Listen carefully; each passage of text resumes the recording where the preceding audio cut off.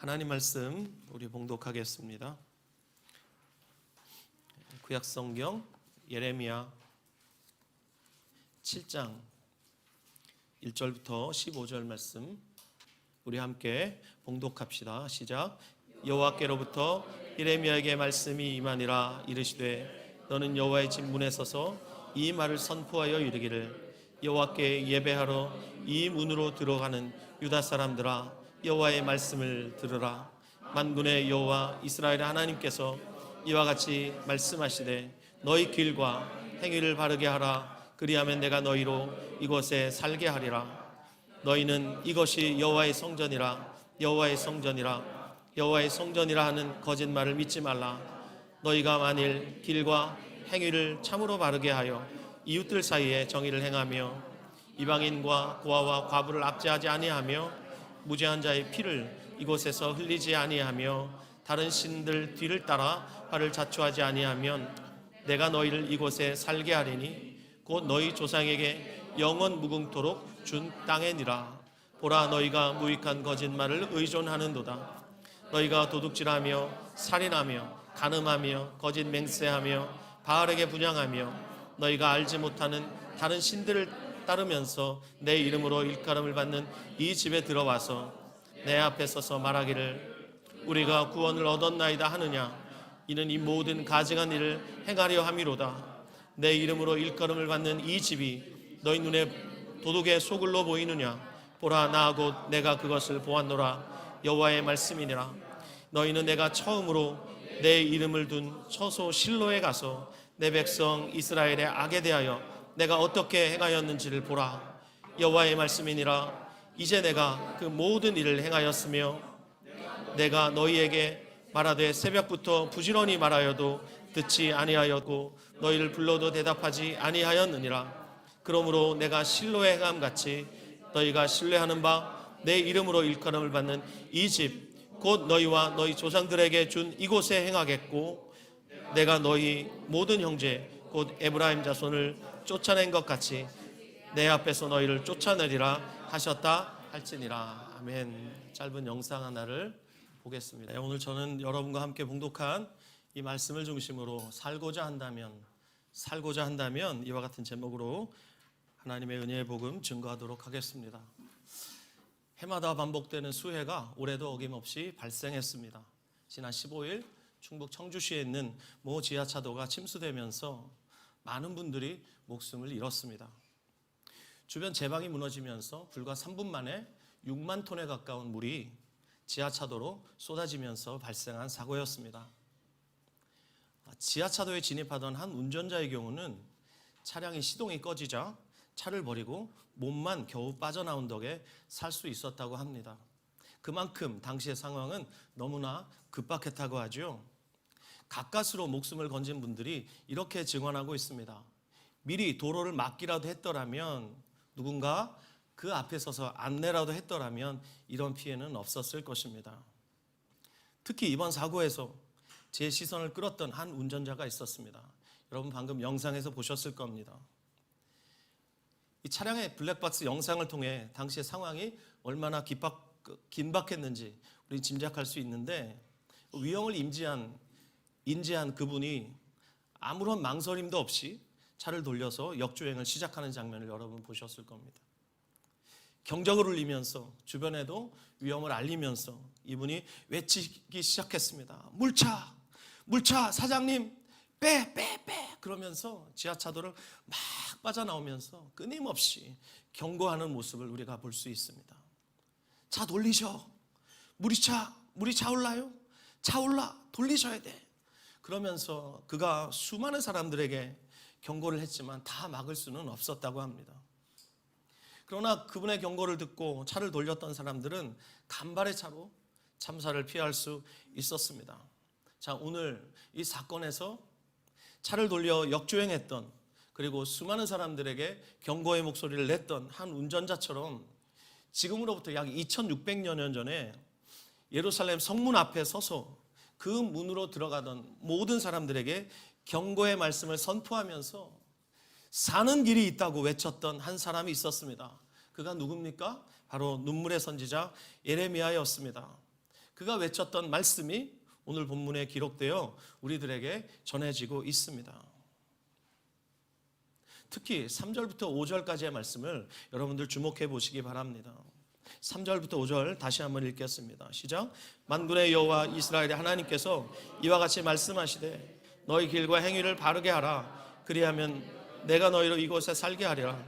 너희는 이것이 여호와의 성전이라 여호와의 성전이라 여호와의 성전이라는 거짓말을 믿지 말라.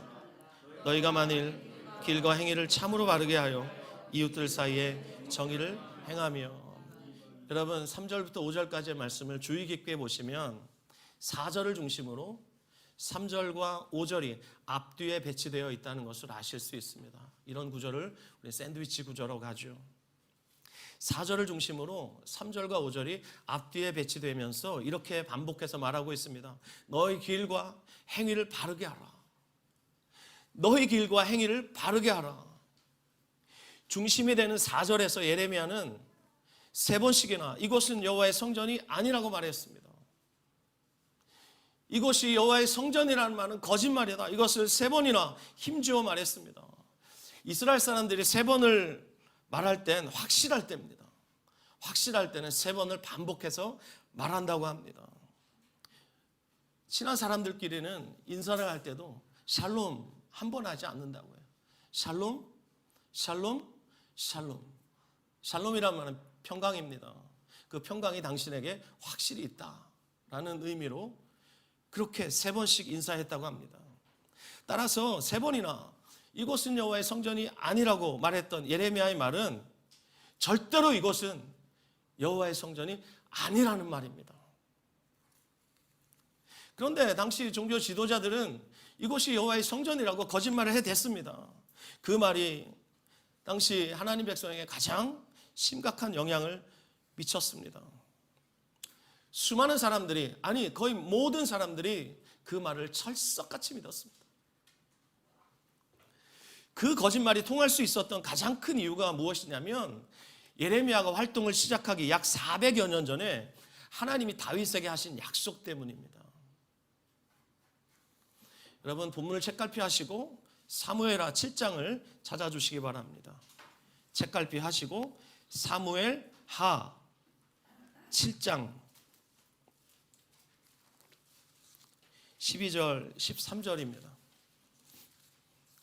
하나님이 다윗에게 하신 약속입니다. 사무엘하 7장 12절 13절 함께 봉독합시다. 시작. 내 수완이 차서 내 조상들과 함께 누울 때에 내가 네 몸에서 네 씨를 세워 내 뒤에 세워 그의 나라를 견고하게 하리라. 그는 내 이름을 위하여 집을 건축할 것이요 나는 그의 나라 왕위를 영원히 견고하게 하리라. 하나님의 약속입니다. 네 씨를 통해서 그의 나라를 견고하게 하리라. 주님이 약속하셨어요. 그리고 그가 내 이름을 위하여 집을 건축할 것이다. 여기서 그는 1차적으로 다윗의 아들 솔로몬을 가리키죠. 16절 말씀도 읽겠습니다. 시작. 내 집과 내 나라가 내 앞에서 영원히 보존되고 내 왕위가 영원히 견고하리라 하셨다 하라. 아멘. 자, 이렇게 하나님이 약속하셨는데 약속에 따른 징표로 주신 것이 바로 성전입니다. 우리가 결혼을 하면 서로 서약을 하죠. 서약의 징표로 우리의 손가락에 끼는 것이 바로 결혼 반지예요. 결혼 반지를 보면 아 유부남이구나, 품절남이구나 알 수 있는 것이죠. 그래서 접근하면 안 된다 이런 뜻이죠. 하나님이 다윗에게 약속하셨고 그 약속의 징표로 주신 것이 성전입니다. 그렇게 세워진 성전이 그 화려하고 찬란했던 예루살렘 성전이었습니다. 사람들은 그 성전을 보면서 하나님의 약속을 기억했을 겁니다. 뿐만 아니라 하나님을 믿었을 겁니다.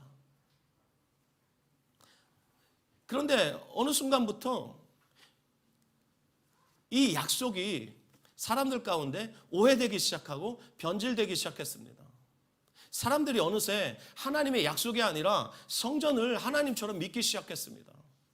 눈에 보이는 건물 성전을 하나님으로 여기기 시작했습니다. 그러면서 이렇게 말했어요.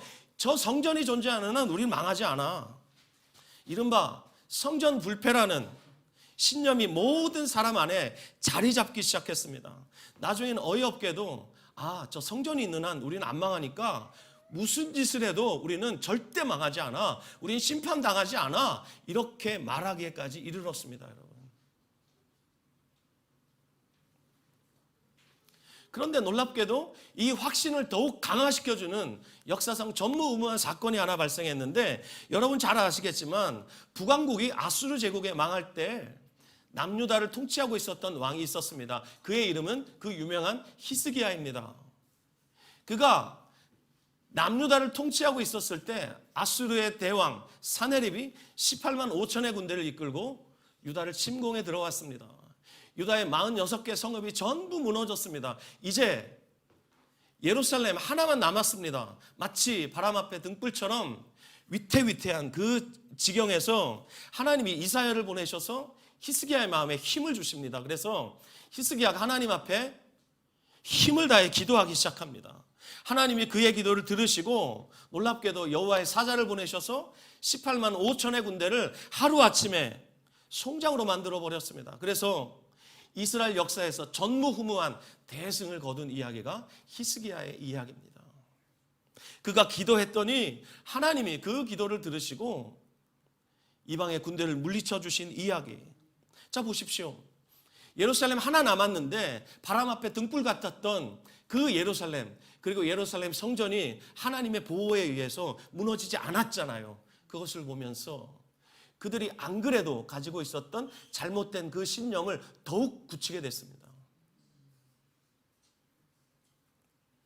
그러면서 성전 불패라는 신념이 더욱 확고해졌어요. 그런데 하나님 백성이 간과했던 게 있어요.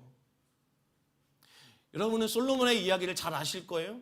솔로몬이 꿈을 2번 꾸죠.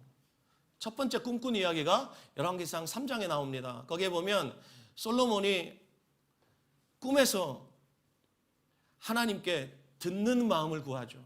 많은 사람들이 지혜를 구했다 그랬는데 그건 틀린 말입니다. 솔로몬이 구한 것은 듣는 마음입니다. 하나님, 이 백성은 내 백성이 아닙니다. 하나님 백성입니다. 저는 단지 청지기에 불과합니다. 이 백성을 제가 재판할 때 듣는 마음을 주십시오. 그래서 하나님의 마음으로 이 백성을 재판할 수 있도록 도와주십시오. 그랬더니 하나님이 감동하시면서 부도 주시고 지혜도 주시고 명예도 주시고 영광도 주시고 필요한 모든 것들을 다 주셨어요. 이것이 열왕기상 3장에 나오는 놀라운 축복입니다.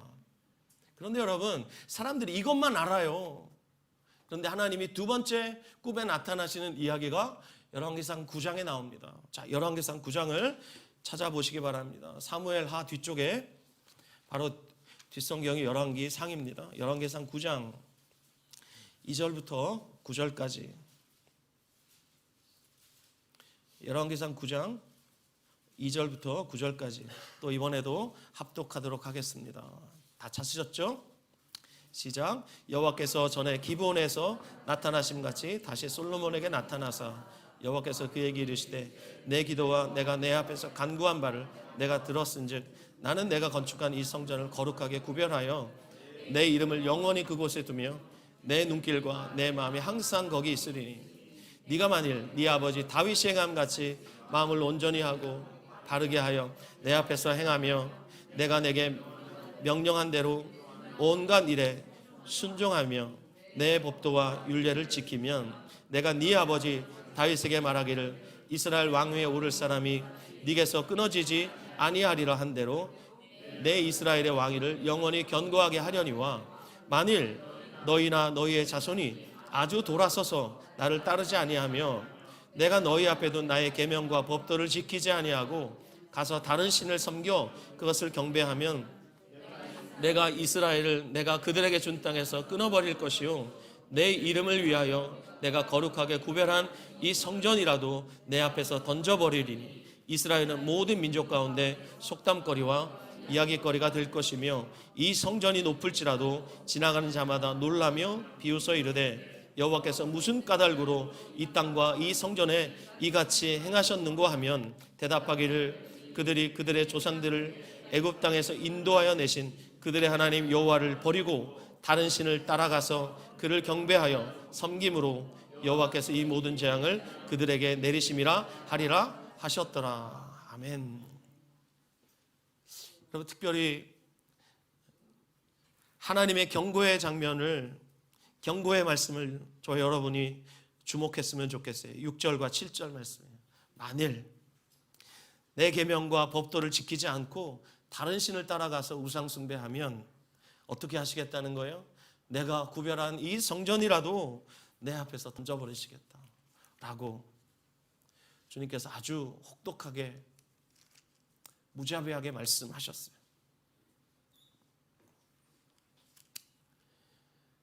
이렇게 하나님의 심판이 실제로 역사 속에서 일어났습니다. 그래서 이스라엘은 수치와 조롱거리가 되었습니다. 그들이 자초한 것입니다. 그런데 예레미야 시대가 되면 아시다시피 하나님 백성이 하나님을 버리죠. 하나님이 탄식하시면서 예레미야를 통해서 말씀하셨어요.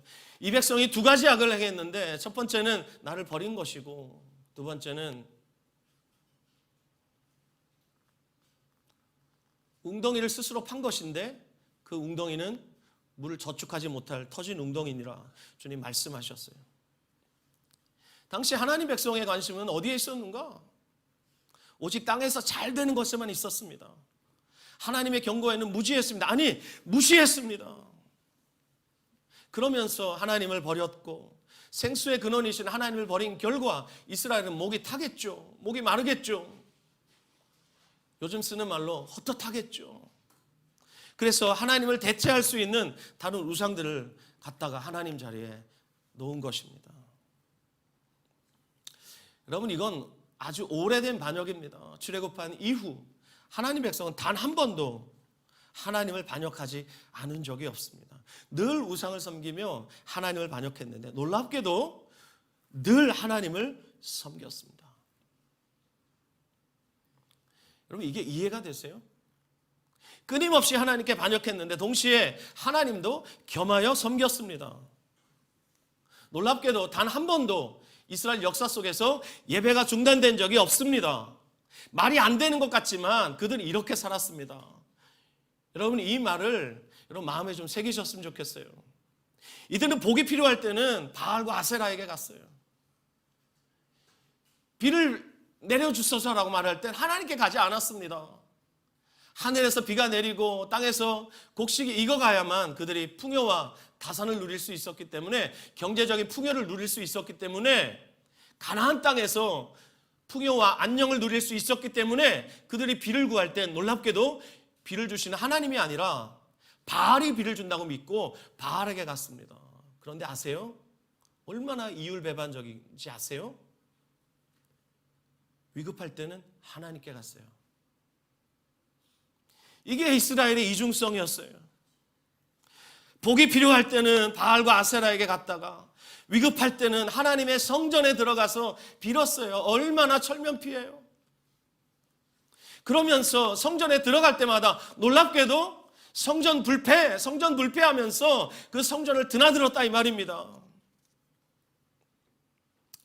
지난주에 여러분에게 말씀드렸다시피 예레미야가 사역을 시작할 때 당시 유다를 통치하고 있었던 왕은 그 선한 왕 요시야입니다. 요시야는 여러분 지난주에 제가 나눴던 것처럼 혼신의 힘을 다해서 하나님 백성의 마음을 하나님께로 돌이키기 위해서 종교개혁을 했습니다.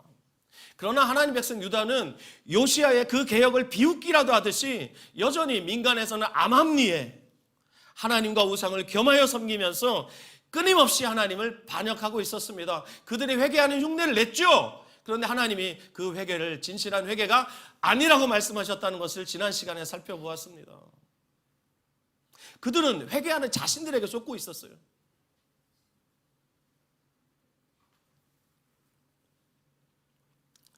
여러분, 이런 역겨운 종교 행위에 하나님께서 얼마나 참으실 수 있을까요? 하나님 더 이상 참으실 수 없었습니다. 그래서 떠나기로 결정하셨어요. 나중에 혹시 에스겔을 제가 설교할 기회가 있으면 에스겔서 8장부터 11장에 그 참혹한 우상숭배 현장으로 여러분들을 모시고 가고 싶어요. 거기 가면 하나님이 더 이상 그 성전에 머무실 수가 없을 만큼 참혹한 광경들이 거기에 펼쳐져 있습니다. 결국은 하나님이 그 성전을 떠나시는데, 그럼에도 불구하고 이 백성들은 하나님이 영원히 거기 계실 줄 알고, 성전이 존재하는 한 우린 안전해, 우린 괜찮을 거야, 이러면서 성전이 여전히 자신들을 보호해 줄 것이라고 믿고 있었습니다. 요즘 사회적으로 문제가 되는 것이 가짜 뉴스죠. 우리 시대에 이 가짜 뉴스가 판을 치고 있는데, 전 국민 스마트폰 시대가 열리고, 그리고 소셜미디어와 같은 SNS들이 발달하면서 사람들이 이제 뉴스를 어떻게 접하냐면, 옛날에는 공중파에서 뉴스를 쏴줬습니다. 선택의 여지가 없어요. 시작부터 끝까지 다 봐야 되는 거예요. 근데 요즘은 자신의 취향에 따라 보고 싶은 뉴스 봅니다. 그리고 듣고 싶은 뉴스 듣습니다. 그것도 보고 싶은 시간에 접할 수가 있습니다. 예전에는 선택의 폭이 너무 좁았죠. 그런데 지금은 너무나 다양한 매체를 통해서 여러 가지 정보들과 뉴스들이 유통되고 있습니다. 그런데 그중에서 상당수의 뉴스는 정보의 출처가 불분명합니다. 도대체 이게 어디에서 나온 뉴스인지 사람들이 몰라요. 모르지만 그 뉴스를 소비하고 있습니다. 누가 왜 이 뉴스를 생산했는지, 누가 이 뉴스를 유포하고 있는지 사람들은 깊이 생각하지 않습니다. 왜냐? 자기가 좋아하는 정보이기 때문에. 그 정보들을 그냥 아무런 거리낌 없이 접하죠. 그런데 놀랍게도 카톡과 같은 이런 SNS를 통해서 내가 아는 지인들이 정보들을 막 공급해 준단 말입니다. 그러면 지인들이 공급해 준 정보이기 때문에 그 지인들에 대한 신뢰로 그 정보를 믿어버립니다. 그것이 가짜 뉴스라 할지라도. 그래서 오늘날 우리 주변에 가짜 뉴스가 판을 치는데, 저와 여러분도 이런 가짜 뉴스를 진짜 뉴스로 믿고 보는 경우가 있을 거예요. 그렇겠죠? 그래서 요즘은 이 가짜 뉴스가 판을 치기 때문에 팩트체크라는 신조어가 등장했어요.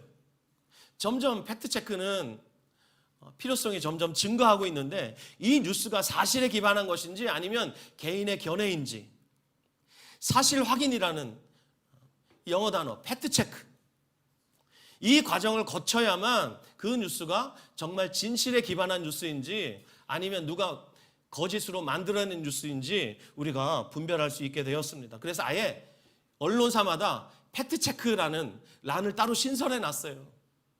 우리가 이런 시대에 살고 있습니다, 여러분. 예레미야 시대 무차별적으로 퍼질 수 있었던 가짜 뉴스가 뭐예요? 이것이 여호와의 성전이다. 이 성전이 우리 보호해 준다. 이런 가짜 뉴스들이 마구잡이로 유통되고 있었고, 사람들은 분별 없이 하나님이 솔로몬에게 경고하셨던 그 경고의 말씀에 눈 감고 귀 막고 그냥 그대로 그런 모든 뉴스들을 믿어버린 거예요. 오직 여러분, 예레미야 한 사람만 진실을 전하고 있었을 뿐입니다. 무려 40년입니다. 무려 40년 동안 예레미야 한 사람만 진실을 전하고 있었어요. 그 당시의 상황이에요. 여러분, 전 국민 중에 한 사람만 진실을 전하고 있다고 생각해 보십시오. 이 사람은 그냥 몰매 맞아 죽기 십상입니다. 그러니까 예레미야는 평생 나가서 복음 전하면 돌에 맞고 침뱉음을 당하고 온갖 욕설을 듣고 집에 들어옵니다. 근데 집에 마누라도 없고 자식도 없어요. 결혼도 안 했어요. 누가 위로해 줍니까, 여러분? 밤새 웁니다. 다시는 안 나가, 다시는 안 나가. 내가 이 짓을 왜 해야지? 그러면서 예레미야가 자신의 생일을 저주합니다. 그런데 예레미야서 말씀을 보면은 하나님의 말씀이 그 마음에 불이 붙어서 견딜 수가 없습니다. 하나님의 말씀이 방망이처럼 예레미야의 가슴을 막 때리는 거예요. 그러니까 예레미야가 견딜 수 없으니까 간밤에 절대 안 나가, 절대 안 나가 그랬던 예레미야가 아침에 또 무언가의 힘에 이끌려서 또 나갑니다. 나가서 전하면 욕바지가 되죠. 사람들의 감정 쓰레기통 취급을 당합니다.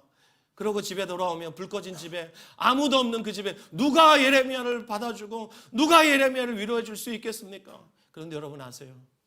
하나님이 그 짓을 40년 하도록 하늘의 위로로 예레미야 붙들어 주셨어요. 할렐루야. 예레미야가 그렇게 40년 동안 진실을 전했는데 오늘 본문 다시 돌아오셔서 예레미야서 7장 3절과 5절에서 보듯이 예레미야가 외쳤던 말씀이 뭐냐면 여기 살 길이 있다. 여기에 살 길이 있다. 그러면서 뭐라고 그래요? 너희 길과 너희 행위를 바르게 하라. 너희 길과 너희 행위가 뭘까? 현대인의 성경이라는 성경 번역이 있는데요. 이 번역은 이렇게 번역했어요. 너희의 생활 방식과 행실을 고쳐라. 너희 생활 방식을 고쳐라. 너희 행실을 완전히 다 뜯어 고쳐라. 구체적으로 어떻게 뜯어 고치라는 거죠? 5절 이하에 나와요. 5절 이하에 언급되어 있습니다.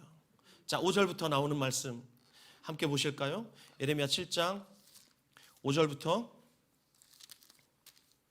7절까지 함께 읽겠습니다. 시작. 너희가 만일 길과 행위를 참으로 바르게 하여 이웃들 사이에 정의를 행하며 이방인과 고아와 과부를 압제하지 아니하며 무죄한 자의 피를 이곳에 흘리지 아니하며 다른 신들 뒤를 따라 화를 자초하지 아니하면 내가 너희를 이곳에 살게 하리니 곧 너희 조상에게 영원토록 준 땅이니라. 아멘. 이렇게 살라는 거예요. 이렇게 살아라.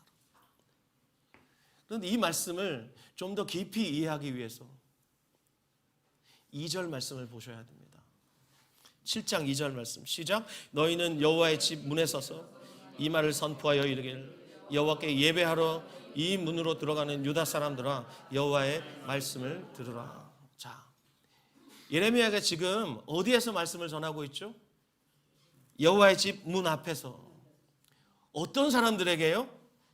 하나님께 예배하기 위해서 예루살렘 성전 문으로 들어가고 있는 사람들에게 이 말을 전하고 있어요. 그렇다면 여러분, 예레미야의 이 말은 7장 전체가 말씀하고 있는 이 말의 본뜻은 뭐냐면 무엇이 참된 예배냐 이거예요. 무엇이 참된 예배냐? 하나님이 받으시는 예배는 어떤 예배인가? 이것이 오늘 본문의 핵심 주제인 것입니다. 자, 그렇다면 이 주제를 두 가지로 나눠서 여러분에게 말씀을 드릴 거예요. 첫 번째, 하나님을 그러면 우리가 어떻게 섬길 것인가? 하나님을 어떻게 예배할 것인가? 라는 이야기예요. 두 번째는 하나님을 예배하는 자의 삶은, 성전 밖에서의 삶은 어때야 되는가? 이 두 가지를 우리가 살펴보지 않을 수가 없겠죠. 여러분, 하나님 어떻게 섬겨야 됩니까, 여러분? 우리가 하나님 어떻게 섬겨야 됩니까? 하나님 말씀은 오늘도 1.1획도 변함이 없는데 하나님 말씀 어떻게 섬겨야 됩니까? 6장 16절 말씀 보십시오. 예레미야서 6장 16절 말씀, 하나님이 이렇게 말씀하십니다. 여호와께서 이와 같이 말씀하시되 너희는 길에 서서 보며 옛적 길 곧 선한 길이 어디인지 알아보고 그리로 가라고 합니다. 옛적 길로 가라고 말합니다. 새로운 길이 없습니다. 성경 66권 전체가 옛적 길을 말하고 있습니다. 그 길이 무엇입니까? 하나님 백성을 출애굽시켜서 하나님을 따르도록 만든 바로 그 길을 말하는 것입니다. 세상 사람들이 가는 그 넓은 길이 아니라 하나님을 따르는 바로 그 옛적 길을 말하는 것입니다. 이 옛적 길이 새번역 성경에서는 이렇게 번역되어 있습니다. 여러분, 오솔길이라고 번역되어 있어요. 좁은 길이라고 번역되어 있어요. 학자들도 이걸 좁은 길이라고 번역해요. 맞아요. 주님을 따르는 길은 좁은 길이에요. 이거 예수님이 하신 말씀이 아니라 그 전부터 하나님이 하나님 백성을 건져내실 때부터, 그들을 당신의 백성 삼으실 때부터 그들에게 요구하신 것은 뭐냐면 좁은 길 가라는 거예요. 다른 길이 없습니다. 여러분, 좁은 길로 가서 그거 알아보라는 거예요. 여러분, 하나님 어떻게 섬겨야 됩니까? 옛적에 하신 말씀이 있습니다. 신명기 6장 말씀, 쇠마의 말씀입니다. 마음을 다하고 뜻을 다하고 힘을 다하고, 마태복음에는 주님께서 목숨을 다하라는 말씀까지 덧붙이셨어요. 그런 각오로, 그런 태도로 혼신을 다해서 하나님을 섬겨라, 이렇게 말씀하셨어요. 그런데 그렇게 하나님 백성에게 말씀하시고 가나안 땅에 들여보냈더니 그들이 무슨 짓을 하죠? 하나님 알기를 거절하고 그 결과 무슨 시대가 왔습니까? 사사시대가 왔어요. 사사시대, 이스라엘 역사 속에 가장 끔찍했던 암흑기 중에 하나입니다. 그때 사사시대 말기에 오늘의 본문 7장 12절에 실로라는 지역이 있습니다. 그 지역에서 통치하고 있었던 대제사장 엘리의 이야기가 사무엘상 1장부터 나옵니다. 엘리라는 사람은 영적으로 그 눈이 아주 어두웠던 사람입니다. 사무엘상 3장에 보면 그의 시대를 이렇게 말하고 있습니다. 하나님의 말씀이 희귀하다. 그래서 이상이 흔히 보이지 않았다. 여기서 이상이라고 말할 때는 묵시가 없으면 백성이 방자에 행한다라고 말할 때 그 묵시를 가리키는 겁니다. 이걸 영어 성경에서 비전이라고도 번역하는데 너 꿈이 뭐냐? 이런 거 아닙니다, 여러분. 너 꿈 없으면 네 인생 방황에 이런 뜻이 아니라 위로부터 임하는 꿈을 말하는 거예요. 위로부터 임하는 하나님의 계시를 말하는 거예요. 위로부터의 말씀이 없으니까 땅에 있는 사람들이 방황하는 겁니다. 그 시대가 어떤 시대냐? 엘리 시대입니다. 엘리에게는 두 아들이 있었는데 그들의 이름은 홈니와 비느하스예요. 그런데 이 두 아들이 개망난입니다. 완전 양아치입니다. 자, 성경은 이들의 죄를 어떻게 말씀하고 있냐면 이들이 여호와의 제사를 멸시했다 이렇게 말합니다. 예배를 멸시한 사람들입니다.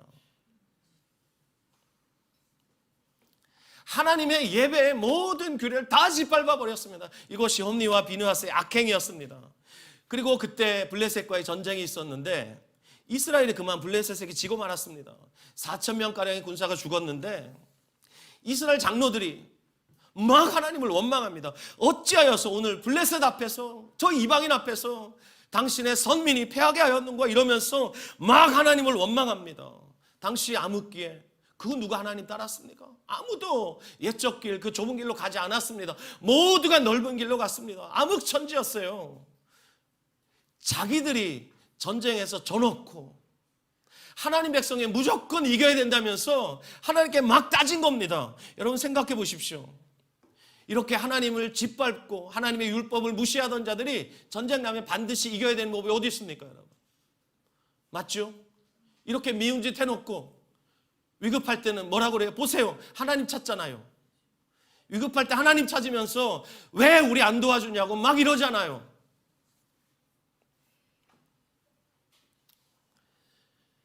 그래서 하나님 원망하면서 이들이 꾀를 하나 내는데요. 무슨 꾀를 내냐면 실로라는 지역에 하나님의 법궤가 있었어요. 출애굽해서 그들이 시내산 아래에서 만들었던 그 법궤 있잖아요. 언약궤라고도 하는 이 언약궤를 전쟁터에 가지고 나가요. 무슨 생각으로 언약궤를 전쟁터로 가지고 나갔냐면 이 언약궤 있으면 우리 절대 지지 않아. 성전 바라보면서 이 성전에 있으면 우리 절대 망하지 않아. 이것과 너무 똑같죠. 언약궤를 대동해서 전쟁터에 나갑니다. 이겼을까요, 여러분? 그들은 언약궤 가지고 나면 이겨 이런 거짓 확신으로 언약궤 가지고 나갔는데 또 보기 좋게 졌어요. 왜 졌을까요? 왜 졌을까요? 언약궤까지 동원했는데 왜 졌을까요? 여러분 이스라엘의 눈에 언약궤는 부적 그 이상도 그 이하도 아니었어요. 언약궤는 그들에게 부적이나 마찬가지예요. 서양 영화에 보면 흡혈귀 드라큘라를 물리치기 위해서 뭘 하죠? 십자가 갖다 들이대죠. 그러면 드라큘라가 막 기겁을 하고 도망갑니다.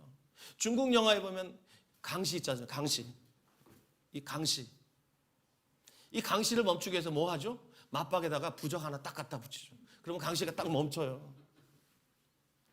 하나님 백성에게 이 언약궤는 그냥 부적 그 이상도 그 이하도 아니에요. 지금 전쟁터에서 그들의 문제를 해결하기 위해서 그들이 했던 짓이 뭐예요? 언약궤 대동하는 거예요. 진짜 그들이 해야 했던 뭡니까? 그 전쟁터에서 무릎 꿇는 거예요. 무릎 꿇고 하나님께 회개하는 거예요. 자신들의 이 비참함이 자신들 때문이라는 것을 알고 하나님 앞에 무릎 꿇었으면 그들은 그렇게까지 불행해지지 않았을 것입니다. 그러나 그들은 언약궤를 대동하고 이길 줄 아는데 또 졌습니다. 불행하게도 엘리의 두 아들 홈니와 비느하스가 그 전쟁터에서 전사하고 맙니다. 그리고 그 소식을 듣고 실로의 그 여호와의 성소 옆에서 의자에 앉아 있었던 이 엘리는 이 비대한 몸에 그 충격적인 소식을 듣고 의자에서 넘어져서 목이 부러져 즉사하고 맙니다. 그리고 이 엘리의 며느리, 그 며느리가 임신하고 있었는데 조산을 하죠. 너무 큰 충격에 조산을 하면서 그 아들의 이름을 짓고 죽어요. 뭐라고 지었는 줄 아세요? 이가봇이라고 지었어요. 이가봇. 이가봇이 무슨 뜻이에요? 영광이 이스라엘에게서 떠났다 이거예요. 그들이 하나님을 멀리 떠났기 때문에 하나님의 영광이 그들을 떠난 거예요. 다른 이유가 없습니다, 여러분. 하나님의 예배를 이렇게 멸시할 때, 하나님을 이렇게 만홀히 섬겼더니 그 결과가 뭐예요? 역사 내내 오고 오는 모든 세대가 이 말씀 보고 반면교사 삼으라고 오늘 우리의 역사와 상관도 없는 홈리와 비느하스 이야기를 우리가 접하게 되는 거예요. 여러분, 무엇을 지금 느끼십니까? 하나님을 어떻게 섬겨야 합니까? 마음을 다하고 뜻을 다하고 힘을 다하고 목숨을 다해서 여러분 우리가 하나님 섬겨야 됩니다. 저 하나님 이렇게 잘 섬기고 있다고 여러분 앞에 뻐기기 위해서 이런 설교하는 것 아닙니다. 우리 모두 하나님 그렇게 섬기자고 여러분에게 말씀드리고 있는 것입니다, 여러분. 김혜남이라는 정신과 전문의가 한 분 계세요. 여자 의사인데요. 이분이 아주 의미 있는 관찰을 하나 했어요. 부부들, 결혼한 부부들을 관찰을 했는데 결혼한 지 2주 된 부부, 그 다음에 결혼한 지 2개월 된 부부, 결혼한 지 2년 된 부부, 결혼한 지 20년 된 부부, 200년은 없을 것 같아요. 이런 부부들을 관찰하면서 이 커플들 중에 어떤 커플이 서로를 잘 알까? 제일 잘 알까? 여러분 대답은 뭐예요? 자, 2주 된 커플, 2개월 된 커플, 2년 된 커플, 20년 된 커플. 20년 된 커플인 것 같죠? 아니에요. 여러분 다 틀렸어요. 저도 처음에 틀렸어요. 서로를 가장 잘 아는 커플은 2주 된 커플입니다. 2주 된 커플. 이유가 뭘까요? 서로 계속 궁금해한다는 거예요. 뭐 좋아해? 밥 먹었어? 서로를 끊임없이 궁금해하면서 서로에게 관심을 놓지 않는다는 거예요. 그러니까 서로를 깊이 아는 거예요. 20년 된 부부는요, 그냥 생존만 확인하는 정도라 그래요. 요즘은 한 40대 결혼하잖아요. 40대 결혼해서 20년 되면 60살입니다. 60살이면 남자들은 절대 외출하는 아내에게 어디 갔느냐 물으면 안 된다 그래요. 그럼 맞는데요. 묻지 말래요. 자, 남자가 70대가 되면 절대 아침에 일어나서 밥 달라고 말하지 말아야 된대요. 그럼 두들겨 맞는데요. 80대가 되면 어떻게 될까? 너무 비참해서 나 말하기 싫어요. 80살이 되면 남자는 아침에 눈을 뜨지 말아야 된다고 합니다. 그만큼 부부의 세계가 비정해요, 여러분. 이거 우리의 신앙생활에 너무나 적용하기 쉬운 이야기 아닙니까, 여러분? 너무 꼭 맞는 얘기 아니에요? 신앙생활의 위기가 어디에서 출발하는 거예요? 하나님에 대한 관심이 어느새 점점 줄어들기 시작하는 거예요. 그러면서 하나님과의 관계가 점점 소홀해지기 시작하고 예배는 점점 형식으로 흐르고 예배는 메마릅니다. 수동적으로 끌려가는 예배입니다. 그렇게 되면 사람들이 이렇게 된다 그래요. 어느새 내가 구원받았다는 확신에만 머물고 나를 구원하신 그리스도에 대한 감격은 요만큼도 남아있지 않는다 그래요. 이렇게 30년, 40년 하다가 마지막에 여러분 우리가 어떻게 주님 자신 있게 만날 수 있죠? 이런 형편을 가지고 소위 구원의 확신교리라고 하는 거예요. 맹목적으로 구원의 확신교리를 외칩니다. 아, 난 구원받았어요. 나는 모태신앙이에요. 내가 신앙생활한 지 30년, 40년 됐어요. 성경은 이렇게 우리에게 말합니다, 여러분. 물론 이렇게 말하는 직접적인 구절은 없어요. 근데 성경은 우리에게 뭐라고 말하냐면 So what? 이렇게 말합니다. 그래서 어쩌라고 이렇게 말해요. 이런 말 있죠. 지나간 물로는 물레방아 못 돌린다고. 지난날 대단한 신앙의 이력을 가지신 분들이 오늘날 교회 밖에 수두룩합니다, 여러분. 더 이상 교회 생활 안 해요. 신앙생활 하지 않아요. 그 마음이 돌처럼 굳어져 있는 사람이 지금 현재 교회 안에 있는 사람 숫자만큼 있습니다. 그만큼 한국 교회가 조롱의 대상이고 지탄의 대상이 된 지는 아주 오래되었어요. 오늘의 본문 8절부터 10절까지 언급된 상황이 바로 이런 상황을 말해주고 있습니다. 8절부터 10절 읽겠습니다. 시작. 보라, 너희가 무익한 거짓말을 의존하는도다. 너희가 도둑질하며 살인하며 간음하며 거짓 맹세하며 바알에게 분향하며 너희가 알지 못하는 신들을 따르면서 내 이름으로 일컬음을 받는 이 집에 들어와서 내 앞에 서서 말하기를 우리가 구원을 얻었나이다 하느냐. 이는 이 모든 가증한 일을 하려 함이로다. 여기 보십시오, 여러분. 왜 이들이 구원의 확신과 같은 맹목적인 교리들을 막 외쳐요? 이 모든 가증한 일을 하기 위해서. 이건요, 양심을 무마시키기 위해서 하는 거예요. 나 목사야. 나 선교사라니까. 나 장로야, 나 장로. 그리고 내가 말이야, 성경을 마스터한 사람이야. 막 이러면서 지금 하나님 앞에 신실하지 못한 모습을 막 쉴드를 칩니다. 이런 믿음은 죽은 믿음이에요. 죽은 믿음이 우리를 구원할 수 있겠습니까, 여러분? 여러분, 오늘 말씀을 좀 심각하게 받으셔야 됩니다. 자, 하나님을 우리가 어떻게 섬겨야 되는가? 하나님을 어떻게 섬겨야 되는가? 다시 한번 우리의 마음에 새깁시다. 마음을 다하고 뜻을 다하고 힘을 다하고 목숨을 다해서 헌신을 다해서 하나님 섬겨야 됩니다. 여러분, 새롭게 결단하시기 바랍니다. 그렇다고 해서 여러분들이 뭐에 막 얽매이라 이런 얘기가 아닙니다. 사랑하면 이렇게 돼요. 사랑하면 이렇게 됩니다, 여러분. 원래 하나님 사랑에 권태가 없어요. 그런데 우리 인간적인 수준으로 우리가 권태를 많이 경험하다 보니까 이게 정상인 줄로 아는 거예요. 아니요. 하나님 사랑은 그렇지 않습니다. 하나님 사랑은 점점 깊어집니다. 점점 넓어지고 점점 커집니다. 삼위 하나님이 우리를 왜 창조한 줄 아십니까? 그 사랑이 차고 흘러 넘쳐서 세상을 창조하시고 창조된 세상이 하나님의 영광을 드러내도록, 그리고 하나님의 그 삼위 하나님의 그 사랑이 차고 흘러 넘쳐서 이 사랑을 누구에겐가 나누어 주자. 그도 우리의 사랑을 경험하게 하자. 그러면서 아담을 창조하신 거예요. 그런데 아담에게 죄가 들어가면서 하나님의 사랑을 변질시켜 버린 거예요. 그리고 그 죄인의 사랑 안에 있는 그 권태를 가지고 사랑은 원래 이런 거야 이러면서 온 세상 사람들도 그 사랑 따라갑니다. 요즘 유행하는 말이 환승연애라는 말이야. 갈아타기. 마음에 안 들면 갈아탑니다. 결혼생활요? 마음에 안 들면 그냥 끝내버립니다. 너무 쉽죠. 너무 간편해요. 그런데 너무 아파요. 너무 영적으로 방향성이 상실되어 있어요. 그렇다면 우리가 하나님을 이렇게 섬겨야 되는데, 하나님을 마음을 다하고 뜻을 다하고 힘을 다하고 목숨을 다해서 섬기는 사람, 하나님을 이렇게 예배하는 사람은 삶으로 어떻게 예배할까요? 삶으로 어떻게 예배할까요? 오늘 본문 5절에 나오는 이 단어를 여러분 보셔야 됩니다. 이웃들 사이에입니다. 이웃들 사이에. 하나님을 영과 진리로 예배하는 사람들은 반드시 그 이웃들 사이에서 무엇을 합니까? 정의를 행합니다. 이웃들 사이에서 고아와 과부와 나그네를 압제하지 않습니다. 이웃들 사이에서 무죄한 자의 피를 흘리지 않습니다.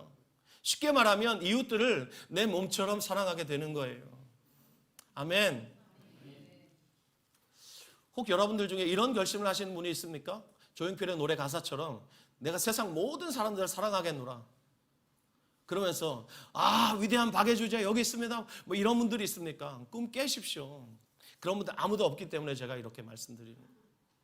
우리는 그렇게 사랑할 수 있는 존재가 아니에요. 사랑하려고 시도해보면 금방 그 미천이 드러납니다.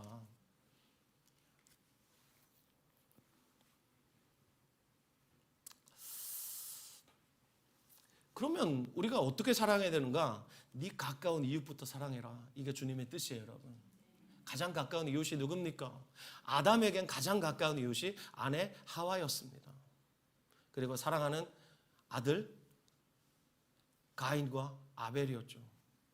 여러분의 가장 가까운 이웃이 누굽니까? 예, 여러분 가족입니다. 가족들 안에서 하나님을 사랑하는 그 섬김이 드러나기를 바랍니다. 여러분의 가족 안에서 진정한 예배가 삶으로 일어나기를 바랍니다. 근데 때로는 가족들 섬기다가 우리 마음에 막 실망이 찾아오죠. 야, 이게 뭔가 이런 생각이 들 때가 있어요. CBS 새롭게 하소서에 어떤 여자 작가 한 분이 나오셨는데 이런 얘기를 하는 거예요. 그 사회자가 주영훈 씨예요. 주영훈 씨가 이런 말을 해요. 주영훈 씨도 결혼해서 이제 자녀들 낳았으니까 잠옷실에서 예배했던 경험이 많은 것 같아요. 그래서 이렇게 말하는 거예요. 잠옷실에서 예배할 때 너무 시끄럽고 집중도 안 되고 그러면서 이런 생각을 했다는 거예요. 이렇게라도 교회에 오는 게 맞나? 이런 생각이 들었다는 거예요. 시끄러우니까 예배에 집중하지 못하는 내 모습을 보면서 차라리 이럴 거면 집에서 예배 드리는 게 낫지 않나 이런 생각을 했다는 거예요.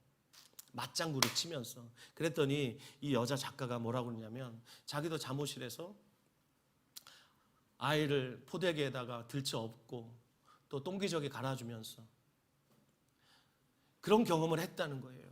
여기 계시는 부모님들 그런 경험 없는 분들이 여기 누가 있겠습니까?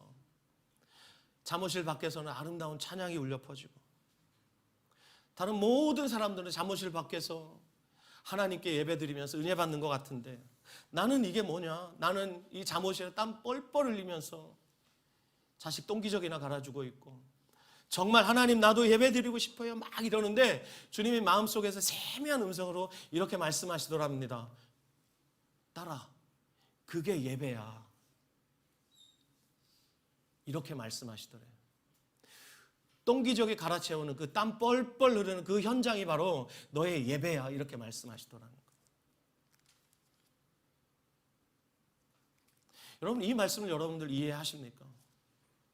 우리는 사람들이 볼 때 멋있는 모습, 그럴싸한 모습, 그런 모습들과 추한 모습들을 너무 쉽게 구분해버려요. 거룩하고 속된 것을 너무 쉽게 우리의 생각으로 재단해버려요. 한국의 유명한 신학 박사님 김세현 박사님 이런 얘기를 했어요. 한국 교회는 그동안 주일 성수, 헌금, 전도 이 세 가지만 하면 되고 술, 담배, 제사 이 세 가지만 하지 않으면 훌륭한 그리스도인이라고 가르쳐 왔대요. 그런데 이런 가르침이 어떤 가르침이냐? 구원파 이단과 다를 바 없는 가르침이다. 이렇게 말해요.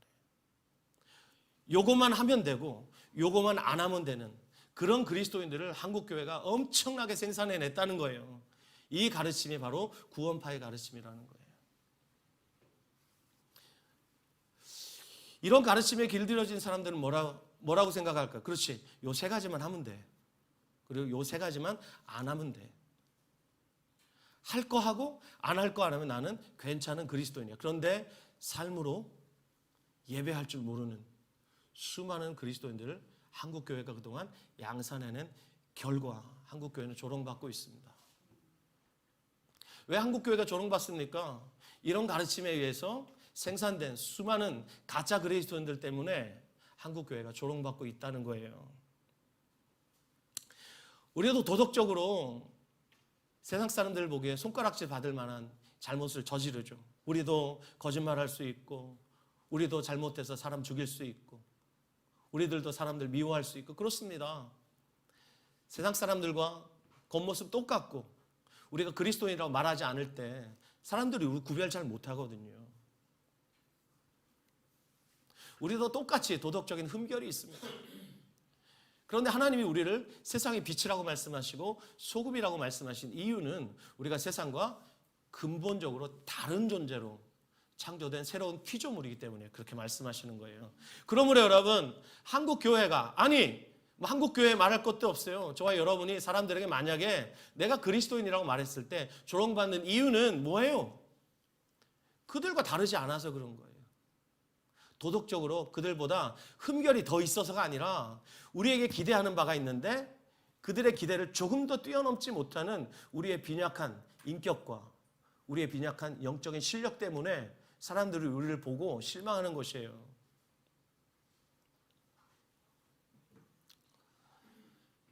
그렇다면 오늘 여러분 살 길이 무엇인가? 살고자 한다면 우리 어떻게 해야 됩니까? 하나님 앞에 온전한 예배 드려야 됩니다. 예배실에서 예배 드릴 때 여러분 정말 온전한 예배 드려야 됩니다. 혼신의 힘을 다하셔야 됩니다. 그것이 무엇입니까? 예배는 하나님과의 관계예요. 여러분 지금 눈에 보이지 않는 하나님과 여러분이 관계를 맺고 계시는 거예요. 하나님과의 관계를 맺는다고 말할 때 그 관계는 인격적인 관계여야 합니다. 인격적인 관계는 반드시 그 인격과 그 인격의 말을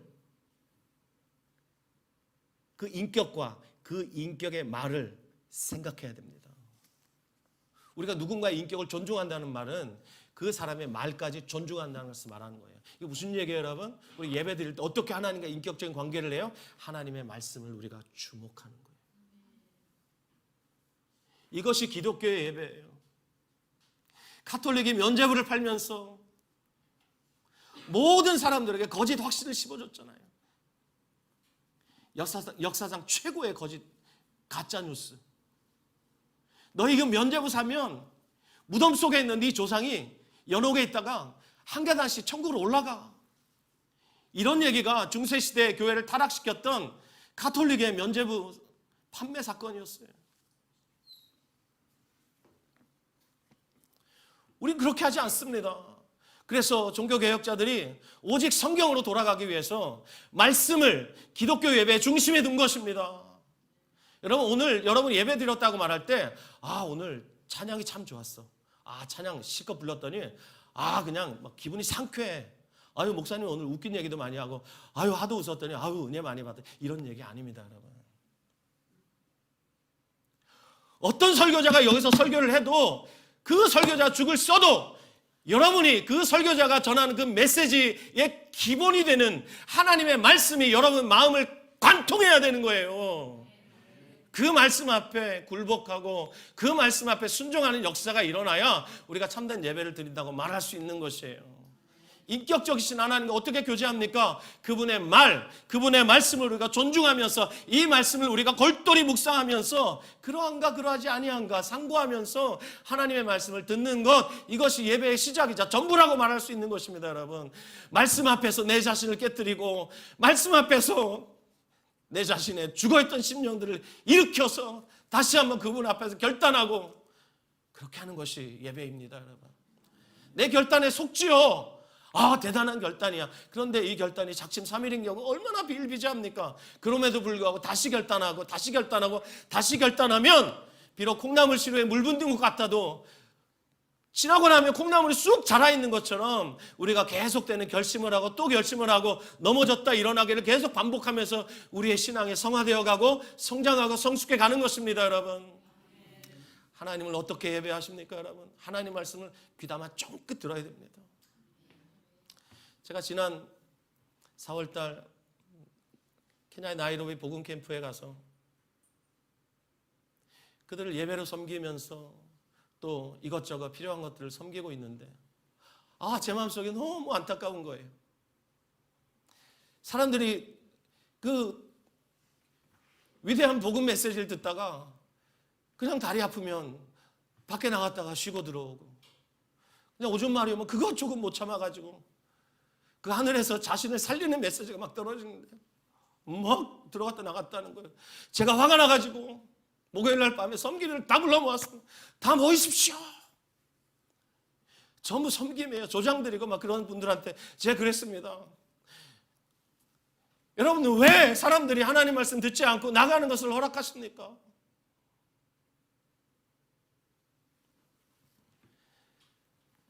그날 밤에 하나님이 일하셨어요. 그래서 이제까지 제가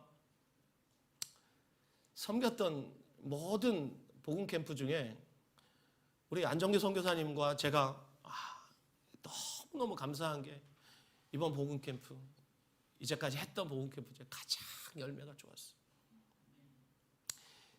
제가 그날 밤 그렇게 했기 때문이 아닙니다, 여러분. 제가 자랑하는 게 아니라 제가 안타까워서 섬김이들 다 불러 모았습니다.